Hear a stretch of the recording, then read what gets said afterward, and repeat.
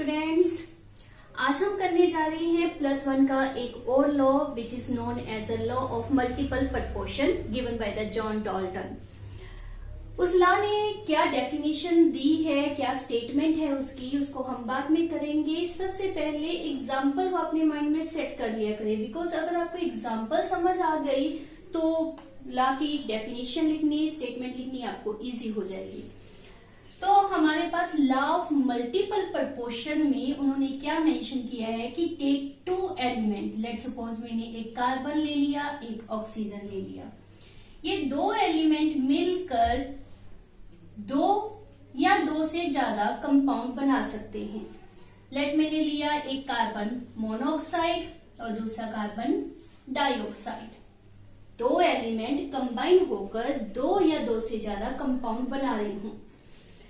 उनमें से एक एलिमेंट के मास को आपने फिक्स कर देना है, one of the elements mass fix कर दे भी दोनों में सेम मास रिप्रेजेंट हो। तो कार्बन का मास आपको पता ही है 12 होता है, तो यहां पर हम कार्बन को फिक्स कर रहे हैं, फिक्स्ड मास कार्बन का ले लिए हम। तो दोनों केसेस में हमारे पास वो कितना है 12 gram. Now compare the mass of other element. Other element कौन से है हमारे पास, दैट इज ऑक्सीजन। तो अब हम ऑक्सीजन के मास को कंपेयर करेंगे। इस केस में हमारे पास ऑक्सीजन का मास कितना है 16 ग्राम, इस केस में दैट इज ऑफ 32 ग्राम।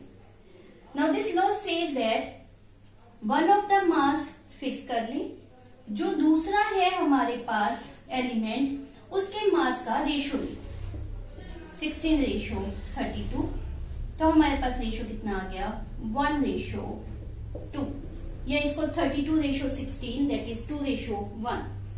तो ये जो रेशो आएगा आगे सिंपल होल नंबर होगा, डेसिमल्स में नहीं होगा, simple whole number small ratio में होगा, लेस देन 10 इसकी वैल्यू लाई करेगी। एक और एग्जांपल ले लेते हैं, एनसीईआरटी में भी ये आपको एग्जांपल मेंशन की गई है। लेट्स सपोज दो एलिमेंट है, कंबाइन हो रही हैं to form two compounds, let one is water, second is hydrogen peroxide. One of element fix कर लेते हैं, हमने फिक्स्ड किसको कर लिया हाइड्रोजन को, कितना मास फिक्स कर लिया, जैसे कि इसमें लिखा हुआ है H2, एक H का 1 तो 2 H का कितना होगा 2 ग्राम, तो हमने 2 ग्राम को फिक्स कर लिया।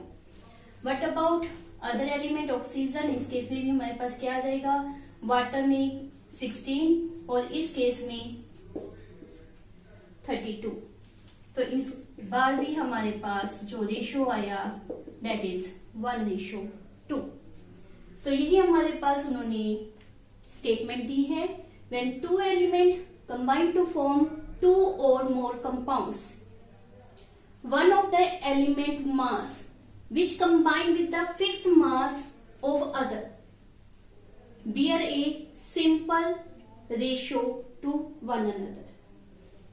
one of element के मास को फिक्स कर लेना है, दूसरा जो एलिमेंट है उसके मास का रेशियो कंपेयर करोगे दोनों कंपाउंड में से, वो आपके पास सिंपल रेशियो होगा।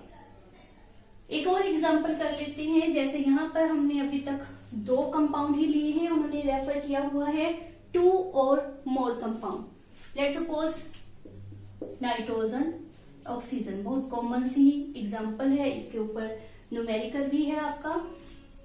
Late it form NO, N2O, N2O3, NO2, variation भी आते हैं। फिक्स मास करना है तो किसका करें, लेट नाइट्रोजन का। नाइट्रोजन का मैंने जो फिक्स मास लिया है दैट इज ऑफ 2 नाइट्रोजन के अकॉर्डिंगली लिया है। एक नाइट्रोजन का 14 ग्राम होता है, तो मैंने फिक्स कितना ले लिया 28 ग्राम। तो जहां पर नाइट्रोजन 2 टाइम नहीं है वहां पर पूरी टर्म को हमने 2 से मल्टीप्लाई करके कंसीडर कर लेना। इन दोनों केसेस में हम इसको 2 से मल्टीप्लाई करके कंसीडर करेंगे। किस तरह से देखते हैं, अब हमने सभी में 28 ग्राम ऑफ नाइट्रोजन ली है। ओके, 28 ग्राम नाइट्रोजन को हमने फिक्स कर लिया। अब oxygen in the first case NO में दोबारा से लिख लेते हैं।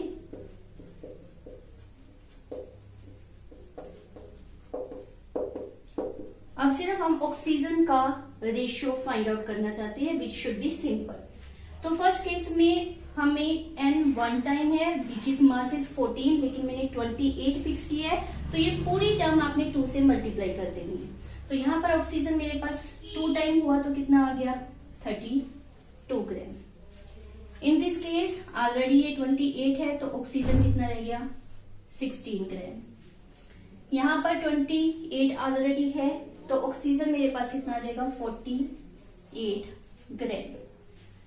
और इस केस में N 1 टाइम है, मैंने 2 टाइम को फिक्स किया है, तो पूरी इक्वेशन को हमने 2 से मल्टीप्लाई कर देंगे तो ऑक्सीजन हमारे पास 4 हो जाएगी, दैट इज 64। रेशियो देते हैं इसका, दैट इज 2:1:3:4। ये जो रेशियो आया it is simple whole number ratio, it is simple ratio to one another. This is law of multiple proportion, quite simple. अच्छी तरह से इसको फॉलो करें और मेरी वीडियो को लाइक सब्सक्राइब जरूर करें। Thank you.